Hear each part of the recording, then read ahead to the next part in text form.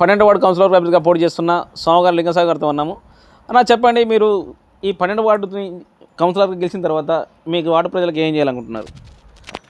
నాకు ఈ 12వ వార్డు, నేను 12వ వార్డు ఇండిపెండెంట్ అభ్యర్థిగా అంటే స్వతంత్ర అభ్యర్థిగా పోటీ చేస్తున్నా. ఈ 12వ వార్డు ఓటర్ మాస్టర్లందరికీ కూడా నా ఉదయపూర్వక ధన్యవాదాలు తెలియజేసుకుంటూ, అదేవిధంగా మరి ఉమ్మడి పిల్లల మరి 10, 11, 12 వార్డుల ప్రజలందరికీ కూడా నా ఉదయపూర్వక ధన్యవాదాలు తెలియజేసుకుంటూ, నేను గతంలో సర్పంచ్గా గెలిచినాడు 2013 గెలిచినాడు. నేను ఏదో వ్యవసాయ కుటుంబం నుంచి వచ్చి సరే మీరందరూ ఆశీర్వదిస్తే ఓ సర్పంచ్గా గెలిచి నేను ఈ పనులు చేస్తానా చేయలేనా అనే ఆ రోజుల్లో ఎన్ని పనులు అంటే వాస్తవంగా టీఆర్ఎస్ గవర్నమెంట్ తెలంగాణ రాష్ట్రం ఏర్పడిన తర్వాత టీఆర్ఎస్ గవర్నమెంట్లో చేరి నా పిల్లల మరి గ్రామంలో కనీసం చేయలేనని పనులు కూడా ఆ పార్టీలో చేయడం జరిగింది.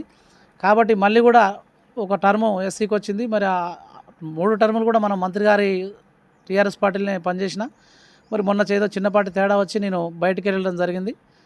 అదేవిధంగా ఇప్పుడు మళ్ళీ బీసీ జనరల్ అయింది కాబట్టి నాకు 12వ వార్డు నుంచి అవకాశం వచ్చింది. ఈ అవకాశంలో మళ్ళీ కూడా నా ప్రజలంతా నాకు ఆశీర్వదించి నాకు అవకాశం ఇస్తారని చెప్పేసి మా 12వ వార్డు ప్రజల దగ్గరికి పోవడం జరుగుతుంది నిర్ణయాలని. మరి నేను ఇండిపెండెంట్ అభ్యర్థిగా పోటీ చేస్తున్నా. మరి నేను గతంలో చేసిన వాళ్ళందరికీ తెలుసు. ఎవరైనా చదువుకున్నా చదువుకోకపోయినా నా మీద నమ్మకంతో వాళ్ళు ఓట్లేసి గెలిపిస్తే ఒక 5 సంవత్సరాలు వాళ్ళని పదవిలో ఉండి కూడా వాళ్ళని ఎన్నంటే ఉండి ఏ ఆపదలు వచ్చినా ఆదుకున్నా. మరి 5 ఏళ్ళు పదవి లేకున్నా కూడా ఏ సమస్య వచ్చినా నా ఇంటికి రావడం, లేదా నేను వాళ్ళ ఇంటికి పోయి సమస్యలు తీర్చుకోవటమో జరిగింది. ఇప్పుడు నేను పోటీ చేయకుండా ఊకుంటా అని అంటే కూడా మీరెందుకు గతంలో చేసిరు కదా, మరి మంచి వచ్చాడో చేసిరు, మీరు ఉండండి అని వాళ్ళందరూ ఆశీర్వదించి ముందుకు పిలిచిరు కాబట్టి నేను చేస్తా అని చెప్పి నాకు ఏ పార్టీ లేకున్నా నాకు నా ప్రజలు ఉన్నారు, వాళ్ళే నన్ను ఆశీర్వదిస్తారని ముందుకు పోవడం జరిగింది. కాబట్టి నా నమ్మకం ఉమ్మడి పిల్లల మరి ప్రజలందరికీ నేను కోరేది ఏంటంటే, ఎలక్షన్ వచ్చినప్పుడు అందరు అవసరానికి వస్తారు.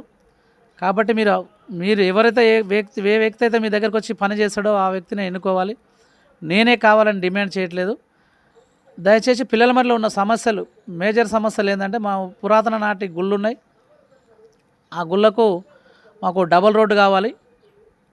అలాగే మరి మా ఊరుకు 4 సైడ్ల హైవేలు ఉన్నాయి. 4 సైడ్ల మా ఊరికి ఎటు నుంచి చూసినా రోడ్లు ఉన్నాయి. కానీ మాకు ఇటుపక్క కూడా ఇంకో రోడ్డు ఉంటుంది. ఆ రోడ్డు కూడా మా ఊరు అవతల నుంచి ఉంటుంది. కాబట్టి దానికి సీసీ వేసి పిల్లల మరి నుంచి జనగం బైపాస్ వరకు వీధి లైట్లు వేయాలని చెప్పి నా ఆలోచన.